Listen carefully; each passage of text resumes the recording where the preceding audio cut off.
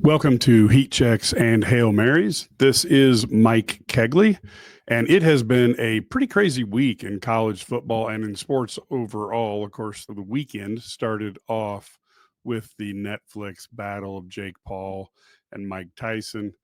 I think celebrity boxing is on the same level as what we saw with pro wrestling before Vince McMahon told everyone that it was predetermined who the winner was.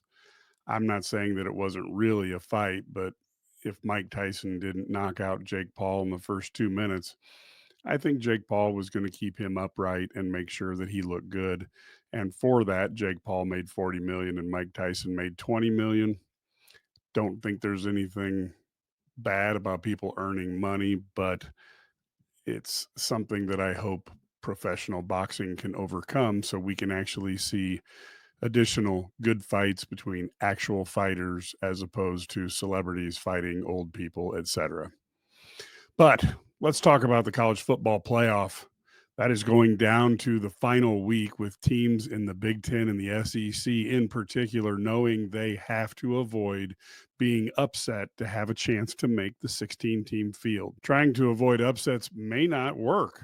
If you take a look at Saturday's results showing multiple losses by top 25 teams. Number 6, BYU lost to Kansas. Number 7, Tennessee lost to number 12, Georgia.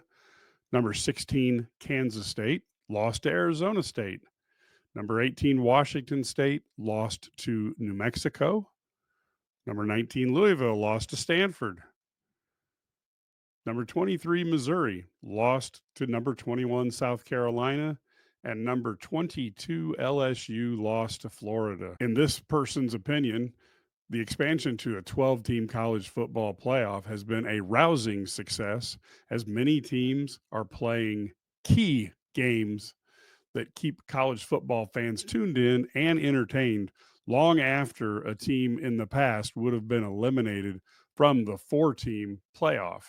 Anything that keeps both fans and teams engaged at this level is much more akin to what we see in the NFL than any other major sport.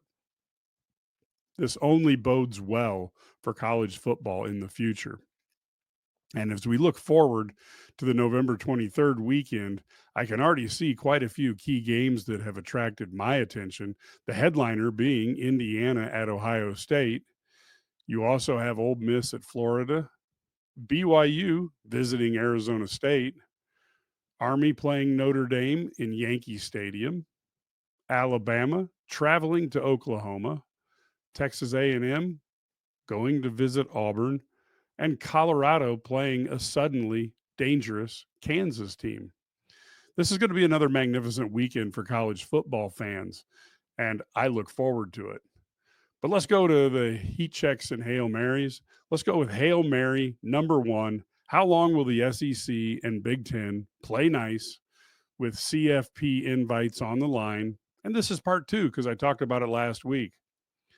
I still believe this year's results may allow the Big Ten and the SEC to dodge a bullet when it comes to the relationship between the two conferences. But there's one thing we have to watch. If there are more than 4 SEC teams with 2 losses, if that's the case, then it's going to be no holds bar in terms of wrestling terms to try to go out and get a CFP invite. The SEC currently has 5 teams with 2 losses, along with 1 team with 1 loss. Indiana is taking on Ohio State this coming weekend. So the Big Ten might be down to 1 undefeated team. If Ohio State were to win and the SEC has more than 4 teams with 2 losses, expect a major PR campaign to focus on Indiana and even Penn State. Both could be 1-loss teams in this scenario, but they don't have a strong enough schedule when compared to many of the 2-loss SEC teams. There is a chance they will not be invited to the CFP due to the stronger schedule, or at least the perception of a stronger schedule played by many of the SEC teams. Now, Notre Dame being upset is a way to find, with quotation marks, another bid for the Big Ten and SEC to compete for. But if Notre Dame stays on course, and it looks like they will, the Big Ten and SEC may need to duke it out for the split of the 8 teams. As it stands now, the Big Ten can claim 4 of those 8 at-large bids. But if the SEC has 6 two-loss teams, you can expect that 4-4 split will be hotly contested by the SEC. They will push for a 5-3 split or even a 6-2 split. And the ACC, of course, and the Big 12 are only going to get 1 team in. That much is clear. There is going to be a lot of fighting going on in the future as they try to determine who gets the CFP bids, and then we'll see how long the détente between the Big Ten and the SEC will last. Now let's move to some hot takes that I had very quickly of things that are going on around college football. Hot take number 1. Deion Sanders talked candidly about his recruiting strategies last week, and I'm not certain why it didn't get more attention. To paraphrase Coach Prime, if you sign 25 high schoolers and only 4 or 5 guys play and 20 guys redshirt, you can predict that maybe as many as 10 will leave through the portal. So why not just focus on 10 freshmen that you expect to play? He's not worried about developing them. If you just recruit those players who will play right away, that may be the way to go. The implication is if you get 10 good freshmen and you continually draw high talent from the transfer portal, why do you need 25 freshmen? Now, there are people who worry that this method will not have as much depth and that you need to recruit more freshmen each year and develop them, and that model is the way to go. And that may be right, but I think you're missing a little bit of what Coach Prime seems to be wanting to do. To me, Coach Prime is taking that roster that's typically been 85 at the collegiate level, and he's looking at focusing on a roster smaller, maybe similar to the NFL's 53-man roster. That means you've got the guys that are on the field, and you're worried about how they play. In terms of development, well, you'll bring in some young freshmen, and you will get your development basically being done by the other colleges, and then you grab those kids in the transfer portal when you think they're ready to play for you. It's certainly a different model. It's one that you can't miss on your freshman assessments. If you're only offering 10 guys, they'd better be the right 10 guys. And if you're playing in the portal, you have to have a sizable NIL budget. But with those two things working for you, Prime may be correct. Hot take number 2. I think Indiana executed a genius move in offering Coach Curt Cignetti an 8-year deal, compensating him at around $8 million a year. If the Hoosiers make it to the CFP this year, Cignetti will be too hard to hire for even the bluest of blue bloods, because they would have to wait until the first round CFP games are over on December 21st to secure his services, and that's assuming that Indiana doesn't win. This would make the portal season a true flop for a team that is trying to move up, as they would want to jump on the portal and those who are in it, and that opens on December 9th and closes on December 28th. I might be proven wrong, but everything that I've seen tells me that Curt Cignetti is not walking out on the Hoosiers if they were in the CFP. Thus, that is why I'm saying it's a great move by the Hoosiers to secure a coach that is this talented.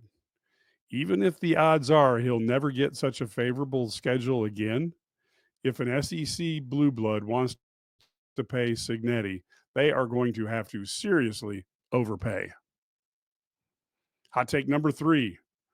As a longtime Illini fan, Brett Bielema has really turned around the near comatose Illini football program that he was handed 4 years ago. Bielema's accomplishments are considerable when you look back at the mess that is Illinois football history. Bielema is currently 25-22 during his Illinois career. Since Bob Zuppke went 16-2-3 in his first 3 years from 1913 to 1915. Bielema's 25-22 start is the third best through 47 games by an Illini head coach, behind only John Mackovic and Mike White. Bielema is the first Illini head coach since John Mackovic back in 1988 through 1991 to win at least 7 games in 2 of his first 4 seasons. A better way to look at this, to really get a context of what Bret Bielema was handed, is you take a look at the number of wins that the program has by decade. And you can see there that the 70s was quite the decade for the Illini. 80s was the best one. That was the Mike White, John Mackovic 1-2 punch. The 90s, the 2000s, and the 2010s were not particularly good. But when you look at the 2020s, here we are. The 2024 season isn't even over yet. And Illinois has the potential to be 3 more games there. And you have to consider that the first year of the 2020s was under Lovie Smith. So right now, this is trending quite a bit up. Now, people look at this and they say, well, that's just not very good. Well, that's my point when I wrote a column about how tough it is for Bret Bielema when he took over the program when Illini Guys was just starting up. Now, as a comparison, in the 2010s, the Ohio State Buckeyes won 117 games. So while the journey has started, there's quite a bit of ways to go for Illinois. Don't know if they can ever make it to the Ohio State level, but it seems like Bielema has this team in a place where they're getting back to the 60 to 70 wins, which has only been done one time in Illinois history. So it's very, very much an opportunity here for Illini fans who are looking to say, you know what, we have a reason to believe that the Illini football program is moving up in the world, even though the Big Ten is more competitive than ever. Hot take number 4, the relationship between college football and basketball coaches to their ADs, they've changed dramatically. Now, why do I say that? Well, with the increased NIL funding needs and the concern as to how schools are going to meet the projected $22 million needed for the settlement annually, athletic directors are going to have to really figure out how to consistently hire successful coaches. The ability to go to a donor hat in hand and ask for millions of dollars to pay the buyout for your hiring mistake may not only end that coach's career, but take you down as the AD as well. So we should see athletic directors who will be very much brushing up on their hiring skills to prepare for this new reality.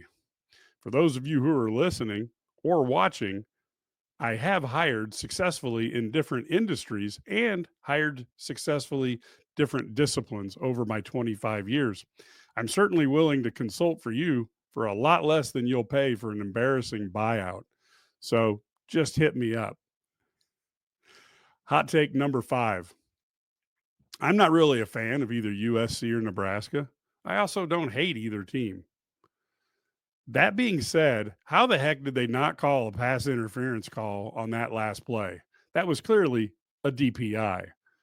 Now, I'm all for teams and for referees deciding to allow players to settle it themselves, but that was a ridiculous non-call. I'm sure that's going to come up later, but I just wanted to say that. Hail Mary number 3, Big Ten team tears. The end is almost here. After week 12, the big game between Indiana traveling to Ohio State is finally upon us. This game is critical as Ohio State doesn't want to fall into the SEC 2-loss team miasma. And Indiana may even be at risk with a single loss. There's a lot of motivation for these two teams just beyond wanting to win in the Big Ten on this game. It is truly a critical game. When you look at the tiers, Oregon and Ohio State are still on top by my eye. Ohio State and Indiana will decide something, and Indiana has the possibility of leapfrogging up into this top tier. Ohio State would then fall down and join Penn State in the second tier. I still have Penn State and Indiana here. Both of them are being looked at by two-loss SEC teams as targets. And they are going to be targeted because the perception that their schedules are softer than other CFP contenders. Each of these teams needs to at least be a one-loss team to maximize their chances to secure a bid. Tier 3, Illinois, Iowa, and Minnesota. Illinois can achieve the first 9-win season at Champaign-Urbana since 2007. They have to beat both Rutgers and Northwestern. Iowa, like clockwork at least, has a chance to win 8 games with wins at Maryland and versus a Nebraska team that is hungry for a victory to make them bowl eligible. Minnesota has a much tougher road than these other two teams. They have to play Penn State and then travel to a Wisconsin team that played well enough to almost defeat Oregon. Tier 4, we have Wisconsin, Washington, and Michigan. Wisconsin played a stellar game in the loss against Oregon, and now they have to face a desperate Nebraska team in Lincoln. Washington has a bye week to prepare versus that feared Oregon team, and the Wolverines will need to defeat Northwestern to become bowl eligible. I don't think anybody thought that the Wolverines would be this deep into the season with that question unanswered. And they certainly don't want to be upset because it will be hard to beat those Buckeyes who will be coming and looking for some revenge. In Tier 5, UCLA, Nebraska, USC, and Rutgers. UCLA ended their 3-game winning streak, but because they turned it on in the middle of the season there, they now only need wins over USC and Fresno State to be bowl eligible. 2 for 2 isn't easy, but those are also not unbeatable opponents. Nebraska and USC, they really need one more play as that defensive pass interference was uncalled on the game's last play. Nebraska needs one win against Wisconsin or Iowa to be bowl eligible. That's a tough duo because both teams are going to fight to the very end. And certainly Matt Rule wants to make it into the bowl this year. USC needs to beat either UCLA or Notre Dame to achieve that same bowl status. Now, Notre Dame looks to be the much tougher game. UCLA is the one that they may sell out for in order to make that reality happen. And an injured Rutgers team needs 2 victories over Illinois and Michigan State to make it to a bowl game. A home game against Illinois would be ideal to put them in a position to make it into a bowl game, the last game of the season. The Illini have to escape a letdown after a very impressive win over Michigan State. Now we get down to Tier 6, Purdue, Northwestern, Maryland, and Michigan State. Well, Michigan State and Purdue play in a game that matters for the Spartans. Believe it or not, as rough as this year has been for them, and Jonathan Smith has really done a good job of outperforming expectations, they can actually make it to a bowl with wins over Purdue and Rutgers. What a great way for Coach Smith to start off making it to a bowl with a team that no one thought could do that. Maryland has 2 tough games ahead as they play at home against Iowa and they play a visiting Penn State to wrap up the season. According to the AP poll, the Big Ten still has 4 of the top 5 teams in the country. Illinois has jumped into the AP poll at number 24, joining South Carolina as the only 2 3-loss teams to be ranked. The Big Ten is pushing to land 4 teams in the CFP. It will be an uphill battle as the SEC will certainly lobby against the Big Ten, using the strength of schedule argument against those Big Ten schools, particularly Indiana and Penn State. The SEC has 5 of the top 10 teams and 7 teams ranked in the AP Top 25 poll. That will be the heart of their argument for this. The key thing for the Big Ten is no upsets for those Big 4 teams And that may be enough to get them into the CFP and even possibly have a few of those teams hosting games, which would be fantastic for the Big Ten. I think all of us have wanted to see teams from the South or teams from the West have to come to the Midwest during bowl season. It would be great to see that happen. Until next time, folks, keep pushing forward.